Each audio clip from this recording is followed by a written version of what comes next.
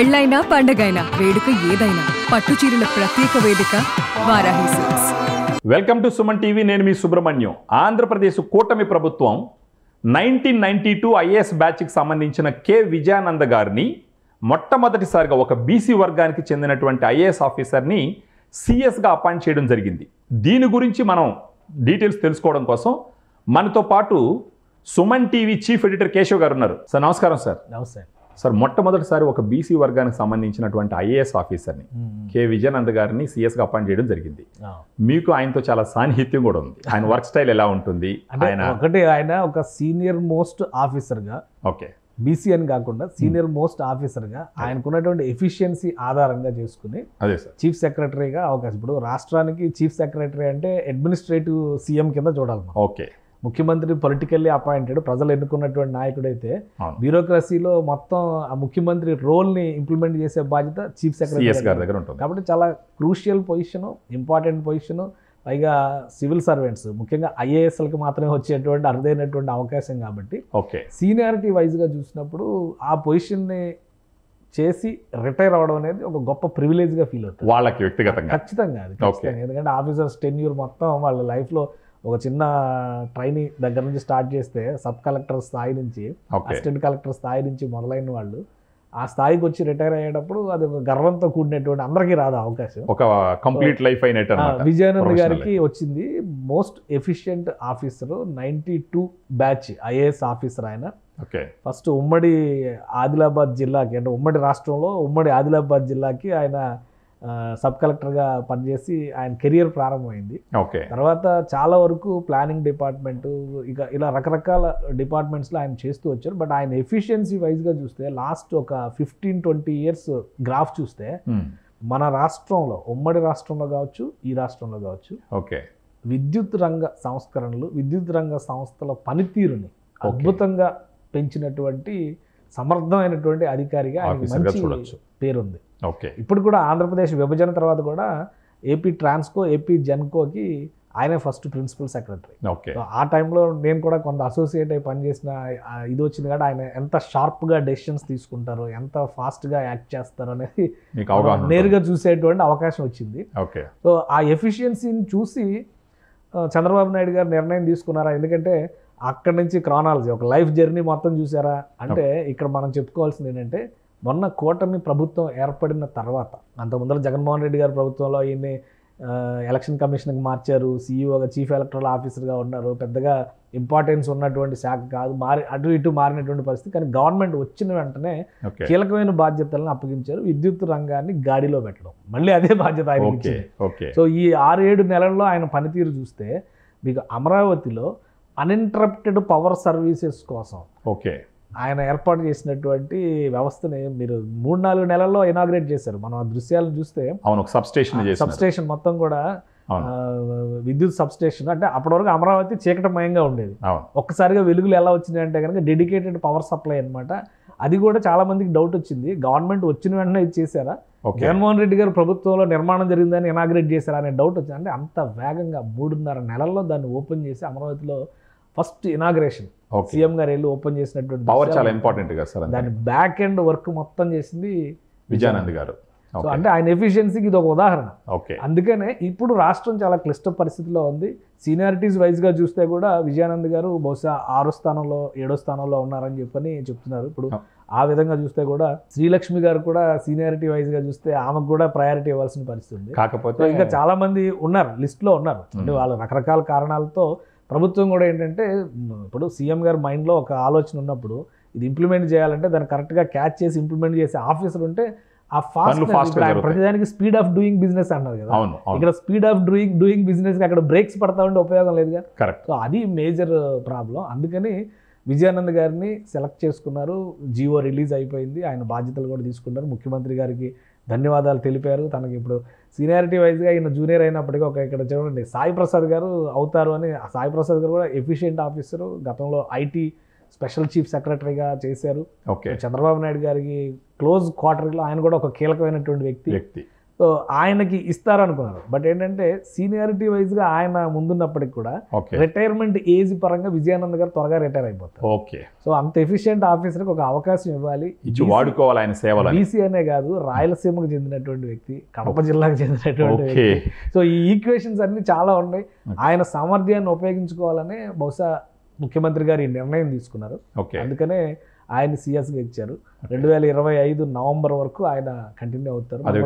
మంగళవారంతో ఇప్పుడు ఉన్నటువంటి నీరబ్ కుమార్ గారి టెన్యూర్ కంప్లీట్ అయింది. బుధవారం నుంచి ఆయన ఛార్జ్ తీసుకుని, లేదా మంగళవారం సాయంత్రానికి ఆయన టైం చూసుకుని ఛార్జ్ తీసుకుంటారు. కాబట్టి నవంబర్ 2025 సరిగ్గా 11 నెలల సమయం ఆయన సేవలు, ఆయన సర్వీసెస్ ఉంటాయి. ఆ తర్వాత చీఫ్ సెక్రటరీగా మళ్ళీ సాయి ప్రసాద్ గారికి అవకాశం ఇచ్చే ఛాన్స్, ఎందుకంటే ఆ తర్వాత 6 నెలల తర్వాత ఆయన రిటైర్మెంట్ ఉంది. ఒకవేళ ఇప్పుడు సాయి ప్రసాద్ గారికి ఇచ్చారనుకోండి, విజయానంద్ గారు ఆ లాస్ట్ స్టెప్ ఎక్కకుండానే రిటైర్ అయ్యే అవకాశం ఉంటుంది. ఎఫిషియన్సీ ప్లస్ ఇది అన్ని పాసిబిలిటీస్ చూసి ఆయనకి ఇచ్చారు. అందుకనే ఆయన ముఖ్యమంత్రి గారికి ప్రత్యేకంగా ధన్యవాదాలు తెలిపారు. సో ఇప్పుడు ఆంధ్రప్రదేశ్కి ఒక సమర్థుడైనటువంటి అధికారి, ప్రభుత్వంతో సింక్ అయి పనిచేయగలిగేటువంటి అధికారి అవసరం చాలా ఉంది. ఎందుకంటే గతంలో మనం చూస్తే 2014లో జరిగినటువంటి దారుణమైనటువంటి పరిణామాల్లో చీఫ్ సెక్రటరీల పాత్ర కూడా చాలా కీలకమైంది. 2014లో ముఖ్యమంత్రి రాష్ట్ర విభజన జరిగిన తర్వాత ముఖ్యమంత్రిగా చంద్రబాబు నాయుడు గారు ఉంటే ఐవైఆర్ కృష్ణారావు గారు, ఇప్పుడు ఆయన రకరకాల ట్వీట్లు చేస్తూ ఉంటారు, ఆయన చీఫ్ సెక్రటరీగా బాధ్యతలు అప్పగించినప్పుడు రాష్ట్రానికి సంబంధించి ఆస్తుల బదలాయింపులో జరిగినటువంటి ఒప్పందాలు అన్నింటిలోనూ అనేక సమస్యలు ఎదురైనాయి. ఏ సమస్య పరిష్కారం కాలేదు. ఇప్పుడు వీళ్ళే ఆయన విమర్శిస్తారు, రాజకీయ నాయకులను మించిపోయి విమర్శిస్తూ ఉంటారు వీళ్ళు. అలాగే ఆ తర్వాత వచ్చిన వాళ్ళు ఎవరో కూడా చంద్రబాబు నాయుడు గారి టెన్యూర్లో, ఆ టెన్యూర్లో 2-3 అయినటువంటి చీఫ్ సెక్రటరీ, ఒక దినేష్ కుమార్ గారు ఒకరే కొంత రాజకీయాలతో సంబంధం లేకుండా ఉన్నట్టున్నారు. మిగతా వాళ్ళందరూ రాజకీయపరమైనటువంటి విమర్శలు. అదే ముఖ్యమంత్రి ఐవైఆర్ కృష్ణారావు గారికి మరీ ఎంత దారుణం అంటే ఆయనకు స్పెషల్గా ఒక బ్రాహ్మణ కార్పొరేషన్ ఏర్పాటు చేసి దానికి చైర్మన్ పోస్ట్ కూడా ఇచ్చారు. సో ఏం చెడిందో మనకు తెలియదు, కానీ ప్రజల ముందర మాత్రం వాళ్ళు చేస్తున్నటువంటి యాగి చూస్తే కొంత ఇబ్బందికరమైనటువంటి పరిస్థితి. ఎప్పుడైనా ప్రభుత్వం తీసుకునేటువంటి నిర్ణయాలు, రాజశేఖర రెడ్డి గారు ఒక మాట అంటూ ఉండేది, ప్రజల కోసం మేము నిర్ణయాలు తీసుకున్నాడు, అమలు చేసేటువంటి బాధ్యత ఈ యంత్రాంగం మీదే ఉంటుంది, యంత్రాంగం సహకరించకపోతే ఏమీ చేయలేమని చెప్పి అంటూ ఉండేది. ఎందుకంటే ఆయన ప్రతిదానికి ఉచిత విద్యుత్తు ఇట్లాంటి వాటి మీద ఆర్థికపరమైనటువంటి ఒత్తిడి బాగా ఎదుర్కొన్నారు ఆ సమయంలో. అలాగే ఏ గవర్నమెంట్ అయినా కానీ స్మూత్ ఫంక్షనింగ్లో ముందుకు వెళ్ళాలి అంటే కనుక చీఫ్ సెక్రటరీ రోల్ చాలా కీలకమైన. అందుకే ఆచితూచి ఒక నిర్ణయం తీసుకుంటారు. ఇప్పుడు బీసీ అనేటువంటి ఈక్వేషన్లో చూస్తే ఆయన బీసీ, ద్వారకానాథ్ గారు ఆయన ఇప్పుడు డీజీపీ గారు బీసీ. సో ఆ ప్రయారిటీస్ ప్రకారం చంద్రబాబు నాయుడు గారు ఆ ఈక్వేషన్స్ బాగా చూస్తారు. అదే సోషల్ ఇంజనీరింగ్లో ఆయన స్పెషలిస్ట్. సో ఆ జాగ్రత్తలు తీసుకుని ముందడుగు వేస్తారు. అదే క్రమంలో ఇచ్చారు. ఆ ఈక్వేషన్ని సాటిస్ఫై చేస్తూనే ఎఫిషియన్సీ విషయంలో ఎవరు కూడా క్వశ్చన్ చేసేటువంటి పరిస్థితి ఉండదు. విజయానంద్ గారి సమర్థత విషయంలో అందరు అధికారులతో కూడా సమన్వయం చేసుకుని సీనియారిటీ జూనియారిటీ అనేటువంటి ఇది లేకుండా రాష్ట్ర ప్రయోజనాలు, ఆయనకి ఇచ్చినటువంటి బాధ్యతల్ని సకాలంలో డెలివరీ చేయడం, ఇదే టార్గెట్తో ఆయన వెళ్ళారు. ఎందుకని మీరు ఇంకోటి అబ్జర్వ్ చేస్తే ఏపీ ట్రాన్స్కో జెన్కో విడిపోయిన తర్వాత ఫస్ట్ విడిపోయినటువంటి సంస్థలు అవే. వాస్తవానికి విద్యుత్ మిగులు రాష్ట్రం అవ్వాలి ఆంధ్రప్రదేశ్ అనేటువంటి ఆలోచన అప్పుడు చేశారు కదా. తెలంగాణకు కొన్ని ఇబ్బందులు ఉంటాయి, మొత్తం ఇక్కడ విద్యుత్ సౌదా అన్నీ ఇక్కడ హైదరాబాద్లో ఉండిపోతే ఇమ్మీడియట్గా విజయవాడలో విద్యుత్ సౌదా భవనాల నిర్మాణం చేయించి ఆ టెన్యూర్లోనే 3 ఏళ్లలో నిర్మించి 2017-18 నుంచి ఆపరేషన్స్లోకి వచ్చేసింది అక్కడ బిల్డింగ్స్. సో అంత ఫాస్ట్ యాక్టివిటీ అనేది విజయానంద్ గారికి ఆ సామర్థ్యం ఉంది. దానికి ఇంకొక ఉదాహరణ ఏంటంటే ఇప్పుడు అమరావతిలో ఓపెన్ చేసినటువంటి 3 నెలలు అయిపోయింది ఓపెన్ చేసి sub stations, uninterrupted power supply sub stations, dedicated అది కూడా. సో ఇటువంటివి చేయడంలో ఆయన ముఖ్యమంత్రి గారి ఐడియాలజీని ఆయన కరెక్ట్ గా క్యాచ్ చేస్తారు. సో ఇది ఒక మంచి జుగల్బందీ అవుతుంది కూటమి ప్రభుత్వానికి ప్లస్ అధికార యంత్రాంగానికి మధ్య ఒక ప్రాపర్ సింక్ విజయానంద్ గారి ద్వారా ఏర్పడుద్ది అనడానికి ఇది ఒక మంచి నిర్ణయంగా మనం చూడొచ్చు. కాబట్టి ఆంధ్రప్రదేశ్ ఇప్పుడు ఆలోచిస్తున్నటువంటి 5 ఏళ్లలో జరిగినటువంటి వెనకబాటును కావచ్చు లేదా నిర్లిప్తతను కావచ్చు అధిగమించేటువంటి క్రమంలో ఈ జుగల్బందీ ఖచ్చితంగా మంచి రిజల్ట్స్ ఇచ్చే అవకాశం అయితే కనిపిస్తుంది. ఇప్పుడు మనకు వినపడుతున్న మాట ఏంటంటే ఆంధ్రప్రదేశ్ పొలిటికల్ చరిత్రలో ఫస్ట్ బలహీన వర్గాలకు సంబంధించిన సిఎస్గా విజయానంద్ గారిని గుర్తిస్తున్నారు. దీన్ని ఎలా చూస్తారు? గుర్తించడమే కదా అసలు ఆయన ఇప్పటి వరకు మనం చూస్తే ఉమ్మడి ఆంధ్రప్రదేశ్ నుంచి ఇప్పుడు ఆంధ్రప్రదేశ్ వరకు ఈ ఆంధ్రప్రదేశ్ 10 ఏళ్ల టెన్యూర్, ఈ 10 ఏళ్లలో చూస్తే కూడా ఎవరెవరు అయ్యారు అనేది అందరికీ తెలిసినది. కానీ బీసీ వర్గాలకు చెందినటువంటి వ్యక్తి అయితే ఖచ్చితంగా ఫస్ట్ టైం ఆయనే, విజయానంద్ గారు. ఒక తెలుగు వ్యక్తి పైగా. ఓకే. ఇప్పుడు మనకు చీఫ్ సెక్రటరీస్ అనగానే ఐఏఎస్ ఆఫీసర్స్ అంటే ఆల్ స్టేట్స్ ఉంటారు. అవును. స్టేట్ క్యాడర్ ఉండొచ్చు కానీ, ఆంధ్రప్రదేశ్ క్యాడర్ నుంచి అయిన వాళ్ళు ఉండొచ్చు కానీ, వాళ్ళు ఆంధ్రప్రదేశ్ వాళ్ళే అవడానికి అవకాశం లేదు కదా. అవును. ఉత్తరాది రాష్ట్రాల వాళ్ళు చాలా మంది, ఇప్పుడు నీరబ్ కుమార్ గారు ఉన్నారు, ఉత్తరాది ఆయన ఉత్తరాది ఆయన. అవును. సో అలా చూస్తే మొత్తం ఈ 75 ఏళ్ల చరిత్రను మనం చూసుకుంటే కూడా, స్వతంత్ర భారతదేశ చరిత్రను దగ్గర చూసుకుంటే, 56 నుంచి ఆంధ్రప్రదేశ్ చరిత్రను చూస్తే, ఒక 65 ఏళ్ల చరిత్రను చూస్తే, ఫస్ట్ టైము ఒక బీసీ వర్గానికి చెందినటువంటి, బలహీన వర్గాలకు చెందినటువంటి వ్యక్తి విజయానంద్ గారు చీఫ్ సెక్రటరీ అయ్యారు. సిఎస్ అవడమే కాదు, అంటే గతంలో కూడా ఇంకోటి మీరు ఇక్కడ చిన్న కంపారిజన్ చూడాలి మనం. ఓకే. లాస్ట్ 5 years వైసీపీ హయాంలో ఆయన ఉత్తరాది వాళ్ళకి ప్రిఫరెన్స్ ఇచ్చారు, లేదంటే జవహర్ రెడ్డి గారికి ఇచ్చారు. ఓకే. సో సామాజిక వర్గ ప్రాధాన్యాల పరంగా చూస్తే అక్కడ సీనియారిటీని కూడా పక్కన పెట్టి డీజీపీ రాజేంద్రనాథ్ రెడ్డిని పెట్టారు. ఓకే. అంటే సీఎం, సిఎస్, డీజీపీ అందరూ రెడ్డి సామాజిక వర్గమే ఉన్నారనేటువంటి ఒక ఇమేజ్ వచ్చింది. ఓకే. సో ఇక్కడ వచ్చేసరికి ఆ కాంబినేషన్స్ ఎక్కడ కనబట్టలేదు. అటు డీజీపీ బీసీ అవుతున్నారు, ఇటు ఈయన బీసీ అవుతున్నారు, సీఎం గారు ఒక సామాజిక వర్గం, డిప్యూటీ సీఎం ఇంకొక సామాజిక వర్గం, ఇట్లా అంటే ఒక కాంబినేషన్, ఒక సామాజిక సమతులత అనేది కనిపిస్తుంది అనేటువంటి సంకేతాలు స్పష్టంగా ఉన్నాయి. అందుకనే విజయానంద్ గారి ఎఫిషియన్సీ ప్లస్ ఆయన సాధించినటువంటి విజయాలు, ప్రొఫెషనల్గా ఆయన సాధించినటువంటి విజయాలు, ఇప్పుడు రాష్ట్ర అవసరాలు, వీటన్నిటి కాంబినేషన్గా ఒక నిర్ణయం జరిగింది. కూటమి ప్రభుత్వం ఒక సముచితమైనటువంటి నిర్ణయం దిశగా వెళ్తుంది అనే సంకేతం అయితే స్పష్టంగా కనిపిస్తుంది. మామూలుగా ఇప్పుడు కూటమి ప్రభుత్వం, ఫర్ దట్ మ్యాటర్ తెలుగుదేశం ప్రభుత్వం బీసీల ప్రభుత్వం అని ఎప్పుడు అంటూ ఉంటారు. అంటే తెలుగుదేశం పార్టీ గురించి మాట్లాడితే బీసీలు వెన్నెముక కదా. ఇప్పుడు లాస్ట్ ఎలక్షన్స్లో ఏదో చిన్న తేడా జరిగింది అని, కాబట్టి బీసీలు కూడా మాకే వచ్చారని జగన్మోహన్ రెడ్డి గారు పదే పదే క్లెయిమ్ చేశారు. కానీ ఎన్టీ రామారావు గారు పార్టీ పెట్టినప్పటి నుంచి ఉమ్మడి రాష్ట్రంలో కూడా బీసీలకి ఎక్కువ సపోర్ట్ చేసింది తెలుగుదేశం పార్టీ. ఈవెన్ తెలంగాణలో కూడా బీసీ వర్గాలే తెలుగుదేశంకి బలంగా ఉండేవాళ్ళు. సో మళ్ళీ రీగెయినింగ్ ద స్ట్రెంగ్త్ అనమాట. పాత ఇమేజ్ ఏదైతే ఉందో ఆ ఇమేజ్ని సక్సెస్ఫుల్గా మళ్ళీ వెనక్కి తెచ్చుకోవడంలో తెలుగుదేశం పార్టీ ఇక్కడ సక్సెస్ అయిందని చెప్పి అనొచ్చు. కూటమి ప్రభుత్వానికి కూడా అది కలిసి వచ్చేటువంటి అంశం అవుతుంది. ఎందుకంటే అన్ని వర్గాలని కలుపుకుని ముందుకెళ్తేనే ఉపయోగం, లేదంటే రాజకీయంగా విమర్శలు ఎదుర్కొనేటువంటి పరిస్థితి ఉంటుంది కదా. సో ఇప్పుడు ఆ రీగెయినింగ్ ద కెపాసిటీ, పాత చరిత్రని మరొకసారి గుర్తు చేస్తూ తెలుగుదేశం పార్టీ నాయకు, అలా అనుకుంటే మీరు తెలుగుదేశం పార్టీ ఏపీ ప్రెసిడెంట్ కూడా బీసీనే. అవును. సో ఈ కాంబినేషన్స్ అన్నింటినీ సెట్ చేసుకుని చంద్రబాబు నాయుడు గారు చాలా సమతుల్యంతో నిర్ణయాలు తీసుకుంటున్నారంటే ఇది కూడా ఒక బలమైన ఉదాహరణగా మనం చూడొచ్చు. ఇప్పుడు సార్, ఇప్పుడు ఈయనకి విద్యుత్ రంగంలో ఉన్న అనుభవం ఖచ్చితంగా, ఆ ఎక్స్పీరియన్స్ ఎలాగుంటుంది సుదీర్ఘంగా ఒక 10 సంవత్సరాల పైన, ఆ అనుభవంతో ఖచ్చితంగా ఆంధ్రప్రదేశ్లో కాంతులు విదజల్లుతాయంటారా? ఖచ్చితంగా. ఎందుకంటే ఇప్పుడు లాస్ట్ టైం ఇప్పుడు కర్నూలులో ఆసియాలోనే అతిపెద్ద సోలార్ టెక్ పార్క్ ఏర్పాటైంది, సోలార్ పవర్ ప్లాంట్ ఏర్పాటైంది, నీళ్లపైన తేలే, ఇవన్నీ కూడా విజయానంద్ గారి ఆధ్వర్యంలో జరిగింది. సో అందులో పెద్ద అసలు డౌట్ పడాల్సిన అవసరమే లేదు. చీఫ్ సెక్రటరీగా ఆయన ఉన్నాయి, కానీ ఆయనకు సంబంధించినటువంటి సబ్జెక్ట్ నాలెడ్జ్ విషయంలో గతంలో ఆయన ఐటీ ప్రిన్సిపల్ సెక్రటరీగా చేసిన ఇన్ఫర్మేషన్ టెక్నాలజీ మొత్తం దాని మీద అవగాహన ఉంది. సో విద్యుత్ శాఖకి సంబంధించినటువంటి అంశాలపైన అవగాహన ఉంది.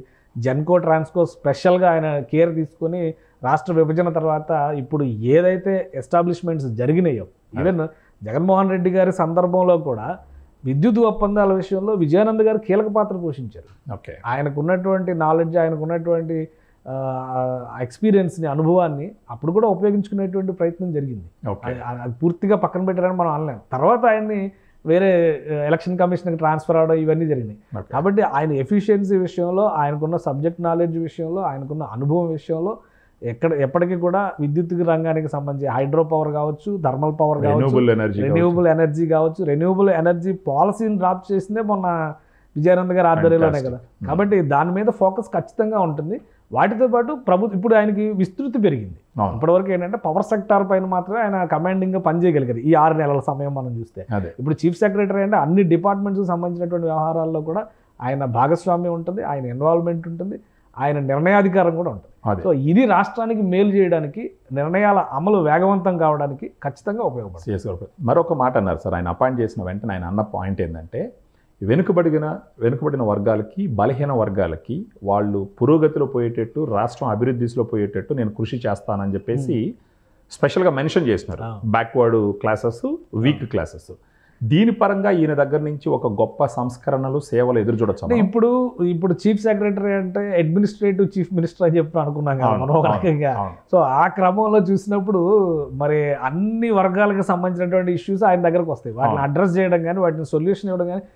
ఈయన స్పెషాలిటీ, విజయానంద్ గారి స్పెషాలిటీ ఏంటంటే క్విక్ డెసిషన్స్ అనేవి ఆయనకున్న చాలా ఇంపార్టెంట్. అది ఇప్పుడు యాక్చువల్లీ ఆయన జస్ట్ ఒక 10 నిమిషాలు కూర్చుంటేనే టక నిర్ణయాలు తీసుకున్నటువంటి నేను ప్రత్యక్షంగా చూశాను. అదే ఒక పెద్ద నిర్ణయం తీసుకునేటువంటి క్రమంలో గంటల చర్చలు అనేటువంటి ఉండదు. ఆయనకు పాలసీస్ మీద అవగాహన ఉంటుంది కాబట్టి ఆ అంశాలపైన ఇన్స్టెంట్ నిర్ణయాలు తీసుకునేటువంటి సందర్భం మనం చూసాం. కాబట్టి ఆ యాంగిల్లో ఆలోచించినప్పుడు ఖచ్చితంగా ఆయన రాష్ట్ర ప్రయోజనాల రీత్యా, బలహీన వర్గాల ప్రయోజనాల రీత్యా, అలానే ముఖ్యంగా రైతాంగ ప్రయోజనాల రీత్యా, ఎందుకంటే ఆయన వచ్చింది కూడా ఒక రైతు కుటుంబం నుంచి వచ్చినటువంటి వ్యక్తి, ఆ నేపథ్యం నుంచి ఉన్నటువంటి వ్యక్తి కాబట్టి రాయలసీమ అవసరాలు కూడా ఆయనకు బాగా తెలుసు. కాబట్టి ఇప్పుడు ఇంత పెద్ద ప్రాజెక్టులు నిర్ణయాలు జరుగుతుందంటే, బనకచర్ల లాంటి ప్రాజెక్టులు, గోదావరి అనుసంధానం మీద చర్చ జరుగుతుందంటే చీఫ్ సెక్రటరీ రేపు ఇన్వాల్వ్మెంట్ లేకుండా ఇవేం జరగదు.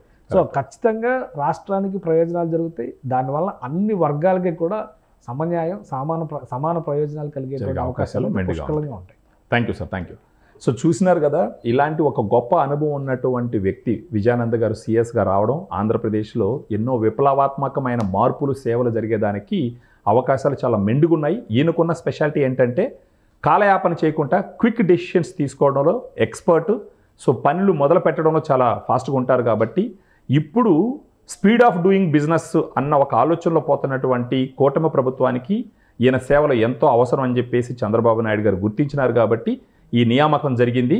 So let us see how things are going to go. Thank you very much. Keep watching.